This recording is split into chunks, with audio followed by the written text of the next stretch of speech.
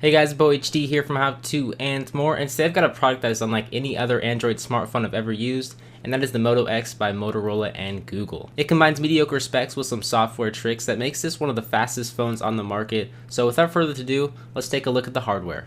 Taking a look at the outside of the Moto X, you'll see it is a very good looking phone that has no logos on the front, which makes it look like a very premium device. The back has a Kevlar soft touch feel to it that is much better than the slimy plastic you'll find in other top of the line smartphones, and with its 4.7-inch display, it fits perfectly in my hands, and I feel like I can navigate the entire phone with one hand, so that is a huge plus. But if we take a closer look at what's on the outside of this device, we'll find your standard sleep on and off button along with the volume up and down controls on the right hand side, with nothing but the SIM card slot on the left hand side. On top is your 3.5mm headphone jack and noise cancelling microphone, with nothing but the micro USB charging cable down below. On the front of the Moto X is the 2.1 megapixel front-facing camera and phone speaker, along with another microphone down at the bottom. Flipping this guy over, we'll find the 10.5 megapixel camera, the flash, the loudspeaker, and of course the indented Motorola logo that is actually very minimalistic and adds a strange but pleasant feel when holding the device. Now when you first power on the Moto X, the first thing you'll notice is the screen, and to be honest, when I heard this phone was only packing a 720p display, I was kinda disappointed, but when I actually got to see the phone in person, I couldn't even tell it had a subpar resolution. I mean, everything still looks crystal clear, and text and videos are nice and sharp, and I really don't think the average consumer could tell the difference between this screen and a 1080p screen unless you held them side by side. But the most interesting thing about this phone is how it performs, since it's marketed as a top-of-the-line smartphone despite its mediocre specs. Now the Moto X is rocking a dual-core 1.7 GHz processor with 2 GB of RAM, and while most new phones are using quad-core or even octa-core processors, the Moto X is the first phone to really prove that it doesn't need the latest specs to compete with the top-of-the-line devices. I mean, I've used devices like the HTC One and Galaxy S4, and while those phones are definitely fast phones, the Moto X is incredibly smooth and fluid when navigating and opening applications. This fluid experience really defines how important it is to find a balance between software and hardware, and I think Google and Motorola found that place with the Moto X. Now if we dive further into the phone and take a closer look at the camera app, you'll see Motorola did something weird as it sacrificed controllability for accessibility. Instead of tapping to focus, you tap to take a picture, while it automatically tries to assume what you're taking a picture of by focusing for you. I found this to be very annoying as you can't turn this tap to take a picture feature off, which resulted in a lot of extra unnecessary pictures as it would often not focus correctly. But overall, the UI feels fluid as you swipe in from the left to access the settings and swipe to the right to get to your gallery. As for the photos themselves, they are not as sharp as I would have liked to see, and the colors were a little bit muted. They definitely aren't terrible, but this 10 megapixel camera is definitely not the best on the market, so if you want a really nice camera on a phone, this might be a deal breaker for you.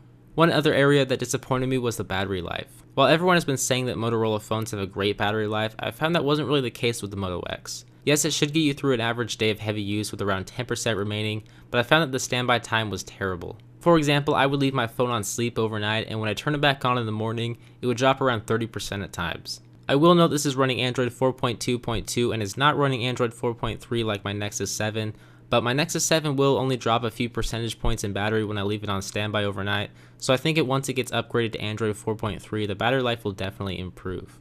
Now this leads me to the features of the Moto X, which may also play a role in the low battery performance. The best feature I found with the Moto X is with its active notifications. Basically, if you get a text message or an email or really any notification, it will appear automatically as you take your phone out of your pocket or tap it when it's on a flat surface. This only works with AMOLED displays since it can only power certain pixels that represent the time and notification, but overall I love this feature as I check the time a lot, and it's nice not having to press the power button each time I do so. Another feature that is surprisingly useful was the always on Google Now support, where basically you can say, "Okay Google Now, am I going to need an umbrella next week?" And without having to touch your device, it'll tell you. No, rain is not expected this week in Portland. I can say this feature works really well, especially since it learns to recognize your voice, which is cool, but in a rather strange way.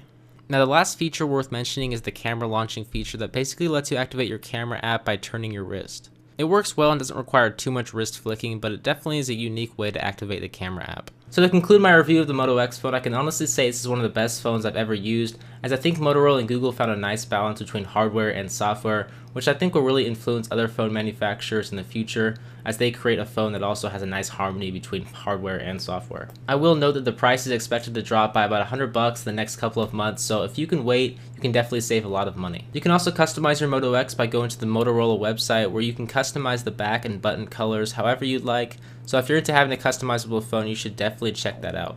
But with all these new features included with the Moto X, my question for you guys is, what do you like about the Moto X? Is it the customization I just mentioned, or maybe it's the active notifications? Let me know down below in a comment and you could be featured in my next video. And if you're new to my channel, feel free to subscribe either up above or down below so that you can stay up to date with all of my latest tech videos. But that will about do it for this video, guys. If you haven't taken a look at my first impressions and unboxing of the Moto X phone, you can do that right down below, along with checking out my review of the Samsung Galaxy S4 to see how it compares to the Moto X. But as always, guys, I'm BoHD from How To and More. Thanks for watching.